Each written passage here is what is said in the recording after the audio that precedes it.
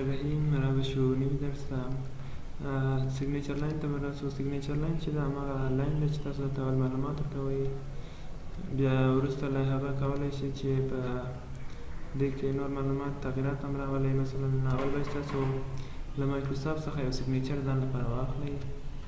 دا به د سیګنیچر وي چې معلومیږي به نه، خو ډاکومنټ به ستاسو په نوم باندې ثبت وي تر څو چې په هغه کې تغیرات راشي. که تغیرات راغلو تاسو له نوم څخه بیا وځي. ډیټینګ ټایم د ډیټینګ ټایم او ډېر خبرې کوي، راشي انتخاب کړئ. اپډیټ اتوماتیکلی انتخاب کړئ، بیا هم بدلېږي. د تاریخ نه لکه سمبال سم بدلېږي. بل آبجیکټ ده. آبجیکټ څو معناوې لري، دا په تشریح کوم تاسو ته. آبجیکټ را به شو انزرټ ده. آبجیکټ اول یو نوی فایل تاسو واخلئ، بیټ مپ اخلئ، له بل فایل څخه انتخاب کړئ. زه به اول به یو بیټ مپ اخلم. که اوکې کوي اول باید تاسو خط ولیکئ، بیا به دلته راوړئ. اوس بیټ تاسو ووینئ چې پینټ پروګرام خلاص شو، دلته لږ تغیرات راولئ، رنګ اضافه کړئ. دا چې کله بند کړئ دا به تاسو ورډ پروګرام ته راشي. یوه طریقه. بله طریقه یې راشي آبجیکټ ده. آبجیکټ وهئ، په دې کې تغیرات راولئ.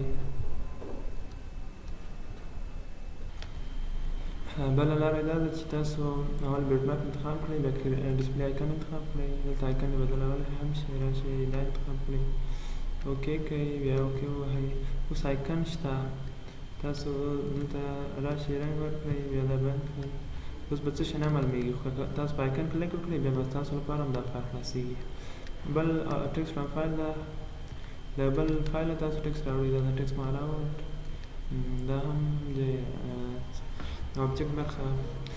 که کوم ډاکومنټ پاسورډ لري، صحیح ده، چا دلته پاسورډ کړی، بیا تاسو کولی شئ چې دلته راشئ پاسورډ ورکړئ، انکریپټ یې کړئ.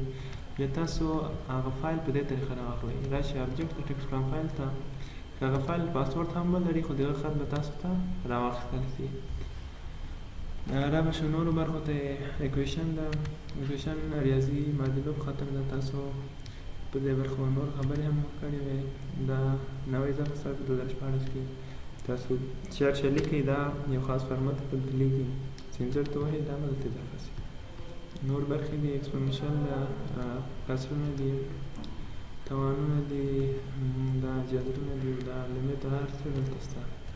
تاسو فقط راشئ دلته دا کلیک وکړئ. مخکې له دې څخه الجبریټر به استفاده کېدو، هغه یو جلا سافټویر ده. مخکې اوس چې په ورډ کې ده ډېر خلک له ورډ څخه استفاده کوي. خاص سمبولونه دي، تاسو راشئ دلته سمبولونه دي، هر سمبول انتخابولی شئ. تاسو وینئ دا سمبولونه دي، فقط انزرټ هم انزرټ کړئ. سپیشل سمبولونه دي، خاص سمبولونه دي. مثلا کاپي رایټ لپاره آلت کنټرول آر، دا چې تاسو ووهئ هغه د رجسټر علامه راځي، آلت کنټرول آر. تاسو وینئ چې هماغه د څه شي علامه دلته لیکل کېږي. نور سمبولونه هم شته، تاسو یې وګورئ.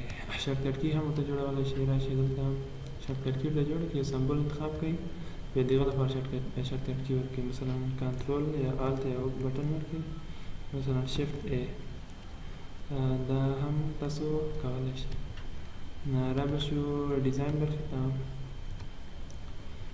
دا ویډیو به کلیک کړم، ویډیو سایز. تاسو راشئ ډیزاین ته.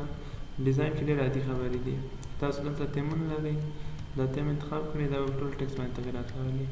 خو کله چې بیکګراونډ شان برابر وي بیا دا معلومېږي. تاسو راشئ له دې ځای څخه پیج کالر ورکړئ. اوس په ټول ټکسټ کې تغیرات راوستل کېږي، هماغه تیم په واسطه باندې. بل فونټس دي، تاسو فونټ بدلوئ، راشئ فونټ بدل کړئ، بل فونټ انتخابېږي. بل پاراګرافس په څنګه د پاراګرافونو ترمنځ څومره فاصله وي، دا مخکې هم لوستي خو دلته هم شته. تاسو وینئ چې دا پاراګرافونه دي، دې ترمنځ فاصله موجوده، فاصله یې زیاته شوه. بل افیکټس دي، دا په آبجیکټو باندې کېږي. تاسو دلته یو آبجیکټ ولرئ، مثلا یو شپ. زه راځم دا شپ راخلم. اوس را به شم ډیزاین ته. افیکټ په همدا باندې عملي کېږي. تاسو د ده څنګونه وینئ دلته چې داسې لږ کم تغیرات پکې راځي. تاسو دا وګورئ، دا دلته افیکټ وایي.